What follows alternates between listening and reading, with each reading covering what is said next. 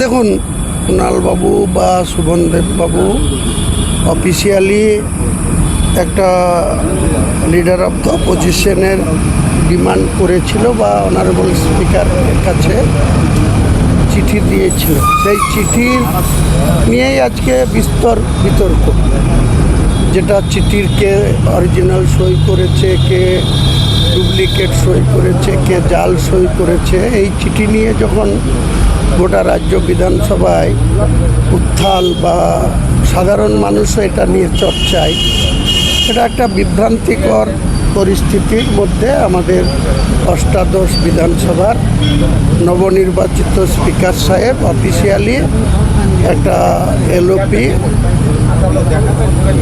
তাদের 58 জনের বা 60 জনের সই করা যে কাগজ জমা দিয়েছিলেন, সঙ্গে সঙ্গেই সেটাকে অনারেবল স্পিকার তাদের সিলমোহর দিয়েছে বা অফিসিয়ালি লিডার অফ দ্য অপোজিশনের চেয়ার তাদেরকে দিয়ে দিয়েছে। তো সেক্ষেত্রে আর যারা বিরোধী, আমি 2টো সিট জিতেছিলাম, একটা রিজাইন করেছি আমি একা, আমাকেও বিরোধী হিসাবে স্বীকৃতি দেওয়া হয়েছে। এবং নওশাদ, সেও 21 বিধানসভায় বিরোধী হিসাবে ছিল, সেখানে আজকেও তিনি আছেন। তো আমরা দেখতে পাচ্ছি যে বর্তমান অফিসিয়ালি বিরোধী তাদেরকেও চিঠি দিয়েছে, আমাদেরকেও চিঠি দিয়েছে সর্বদলীয় মিটিংয়ে এবং বিএ কমিটিতে, দুটোতেই। তো সেক্ষেত্রে ওনারা আগে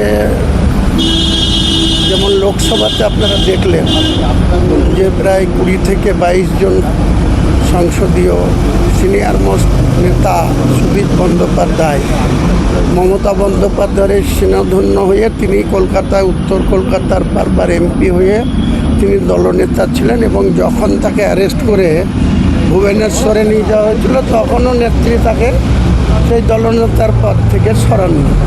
তিনার মতো ব্যক্তি আজকে একটা অনামী দল, যে দলের কোনো মাথা মুন্ডু কিছুই নাই, ত্রিপুরার লোকও জানে না, আবার বাংলার লোকও কোনো দিন নাম শুনেনি। ত্রিপুরাতে 2টো বিগত বিধানসভাতে 2টো প্রার্থী দিয়েছিল, তাদের সিকিউরিটি ফরফিট তো ব্যাপারই আছে। বাকি আমি তথ্য নিয়েছি, একজনের 4000 আর একজনের 2700 না 2800 ভোট পেয়েছিল। সেই দলেরা তাবড় সব বিশেষজ্ঞ, সব মেম্বার অফ পার্লামেন্ট, এত অভিজ্ঞশালী, তারা গিয়ে যোগদান করেছে।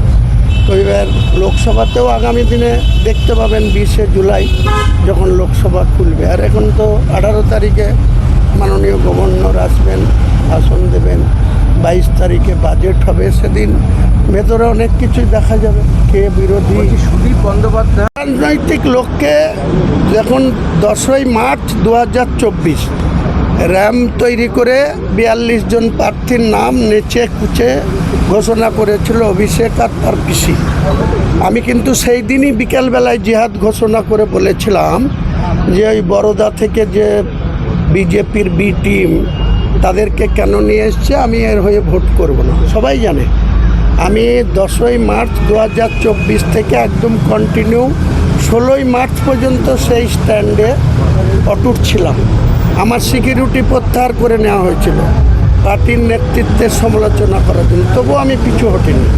পরে আবার 17 তারিখে সেই সিকিউরিটি ফেরত দেওয়া হলো। 19 তারিখে আমাকে ক্যামাকি স্ট্রিটে ডাকা হলো, অভিষেক বন্দ্যোপাধ্যায় মমতা ব্যানার্জির সঙ্গে টেলিফোনে কথা বলেছিল, আধ ঘন্টার মিটিংয়ে বলল দলের নেতৃত্ব ঘোষণা করেছে তাকে হয়ে ভোট করতে হবে। আমি ভোট করে দিলাম, তাকে জিতানো হলো। আজ পর্যন্ত তার সঙ্গে এই হেরো পার্টিদের সঙ্গে যোগাযোগ আছে।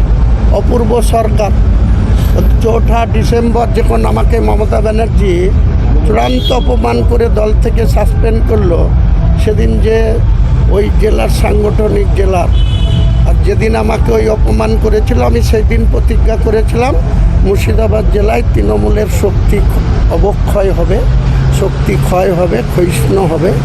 আর এই যে সব মাতুব্বর যারা আইপ্যাক আর অভিষেক আর মমতার দ্বারা পরিচালিত, তাদের আমি হারিয়ে ছাড়ব, হারিয়ে দিয়েছি। আর বহরমপুর শহরের যত মানুষ বাস করে তার মধ্যে আজকের দিনেও এটা অবগত আছে যে সুদীপ বন্দ্যোপাধ্যায়ের অপর নাম সাইকেল চোর। আচ্ছা, মমতা বন্দ্যোপাধ্যায় শোনা যাচ্ছে যে লোকসভায় প্রার্থী হতে পারেন অথবা বিধানসভার উপনির্বাচনে প্রার্থী হতে পারেন। আপনি আগে আপনার যদি দাঁড়ান বন্দ্যোপাধ্যায়ের লড়াই আপনি পাশে আছেন? দেখুন, আমি এই কারণেই বলেছিলাম, কারণ মমতা বন্দ্যোপাধ্যায় বাংলার রাজনীতিতে তো একটা উল্লেখযোগ্য নক্ষত্র। কারণ তিনার 71 বছর বয়স, তিনি প্রায় সংসদীয় রাজনীতিতে 45 বছর ধরে 7 বারের সাংসদ, 3 বারের বিধায়ক, মুখ্যমন্ত্রী এসব করেছেন।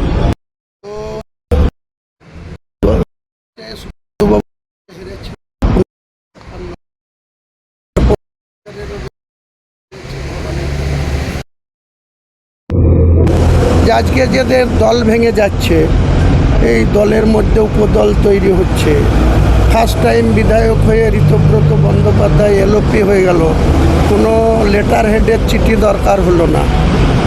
ফার্স্ট টাইম বিধায়ক হয়ে যেমন অনারেবল শাসক দলের আমাদের বিধানসভার কাস্টোডিয়ান মানে আমাদের স্পিকার সাহেব হয়েছেন, তেমনি ফার্স্ট টাইম বিধায়ক হয়ে সন্দীপন সাহা, ঋতব্রত, তারা কেউ লিডার, কেউ ডেপুটি লিডার হয়ে গেছে।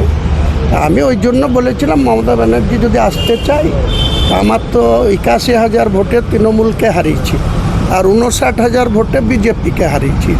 কংগ্রেস 4,000 ভোট পেয়েছে, বিজেপি আপনার 64,000 ভোট পেয়েছে, আর তৃণমূল 41,000 ভোট পেয়েছে, আর আমি 1,23,800 ভোট পেয়েছি। রেজিনগরে আমি যতক্ষণ বেঁচে আছি, রেজিনগরে শেষ কথা বলবে সব পার্টি যদি এক হয় তাও আমি ওখানে জিতব। তাই বলেছি মমতা ব্যানার্জি যদি বিধানসভায় আসতে চায়, ওনার প্রতীকেই লড়ুক। আমাকে বলতে হবে যে আমার যারা কাছের ছিল, যাদের আমরা দুধ কলা খাইয়ে মানুষ করেছিলাম, তারা আমাকে লাত মেরে চলে গেছে, তো আমি তোমার কাছে এই সিটটা চাইছি। তা আমি বলছি আমার ছেলেকে আমি দাঁড় করাবো না, ওনাকে ছেড়ে দেবো। আগেও বলেছি,